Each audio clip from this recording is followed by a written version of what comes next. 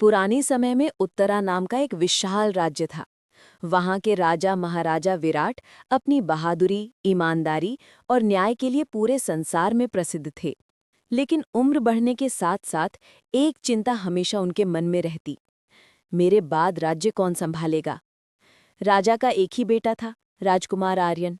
वो दिल का अच्छा था, पर बहुत जल्दबाज और गुस्सैल। राजा को लगता था कि केवल राजकुमार में होना काफी नहीं, योग्यता भी होनी चाहिए।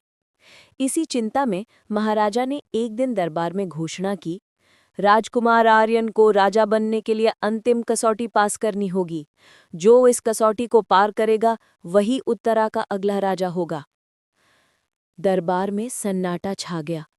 किसी को कसौटी के बारे में पता नहीं था। पहली कसौटी, सच्चाई का रास्ता। अगली सुबह महाराजा ने राजकुमार को जंगल के बीच एक पथ दिखाया। इस मार्ग के अंत तक पहुंच जाओ, पर ध्यान रखना, हर मोड़ पर तुम्हें एक निर्णय लेना होगा। राजकुमार घोड़े पर सवार होकर निकल पड़ा। पहले मोड़ पर उसने एक बूढ़े आदमी को पत्थरों से घिरा देखा। वो बोला, राजकुमार, मुझे बचाओ, ये चट्टानें गिरने वाली हैं। दूसरी तरफ उसी समय एक व्यापारी चिल्लाया, मेरे सोने के सिक्के लुटेरे ले जा रहे हैं। आर्यन की नज़र सोने पर पड़ी, मगर वो बूढ़े आदमी की चीख से कांप उठा। उसने सोचा, राजा सोने को नहीं, इंसान को बचाता है। वो बूढ़े को बचाने दौड़ पड़ा। चट्टान नीचे गिर गई, लेकिन बूढ़ा सुरक्षित रहा। बूढ़े ने मुस्कुराकर कहा, तुमने सही चुना राजकुमार, आगे का रास्ता तुम्हें और परखेगा। दूसरी कसौटी, धैर्य की परीक्षा। आगे बढ़ते हुए राजकुमार एक नदी के किनारे पहुंचा।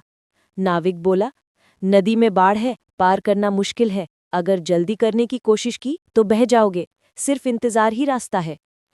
आर्यन गुस्से में बोला, मैं राजकुमार हूं, मुझे क्यों इंतजार करना पड़े? लेकिन जैसे ही वो कदम बढ़ाने लगा, पानी और उफाना। उसने गहरी सांस ली और शांत होकर बैठ गया। आधे घंटे बाद पानी धीरे धीरे कम हुआ और नाविक ने उसे सुरक्षित पार पहुंचा दिया। नाविक ने कहा, सही समय का इंतजार भी एक वीरता है। तीसरी कसौटी, लालच का त्याग। अब आर्यन एक सुनसान घाटी में पहुंचा, जहां चमचमाते हीरे मोती जमीन पर बिखरे थे। एक आवाज गूंजी, जो चाहे उठा लो, ये सब तुम्हारा हो सकता है। आर्यन थोड़ा रुका। आवाज मधुर थी, लेकिन उसके शब्दों में लालच छिपा था। तभी उसे अपने पिता की सीख याद आई, जो राजा धन के पीछे भागे वो अपने लोगों को भूल जाता है। वो मुस्कुराया और बोला, मुझे राज्य चाहिए, खजाना नहीं। जैसे ही उसने आगे कदम बढ़ाया, सारी चमक गायब हो गई।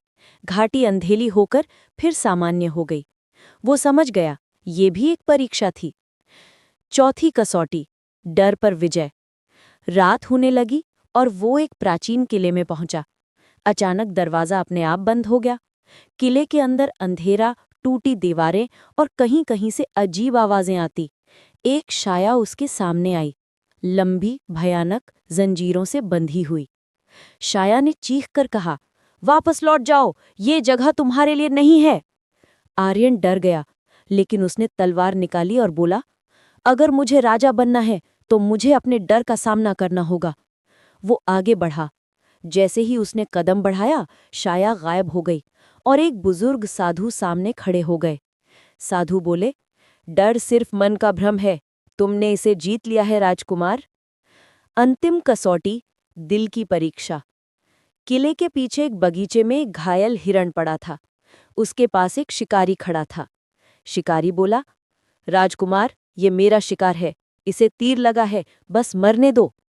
आर्यन ने देखा कि हिरण तड़प रहा था।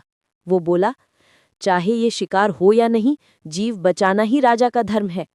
उसने शिकारी को रोका, अपने वस्त्र फाड़कर हिरण की चोट बांधी और उसे सुरक्षित स्थान पर ले गया। अचानक हिरण चमक उठा। वो असल में महाराजा विराट ही थे। राजकुमार हैरान रह गया।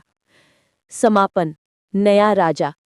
महाराज विराट ने कहा, बेटा, ये थी दिल की कसौटी। तुम्हारे फैसले ने साबित कर दिया कि तुम सिर्फ शक्ति से नहीं, सच्चाई, धैर्य, दया और बुद्धि से भी राजा बनने योग्य हो। अगले दिन पूरे राज्य में घोषणा की गई, राजकुमार आर्यन उत्तरा के नए महाराजा होंगे। लोगों ने तालियां बजाई, ढोल बजे और आसमान में दीप जल उठे। आर्यन ने प्रण लिया, मैं हमेशा न्याय करूंगा और अपने राज्य को सुख और शांति दूंगा। और इसी तरह उत्तरा राज्य में एक नए युग की शुरुआत हुई।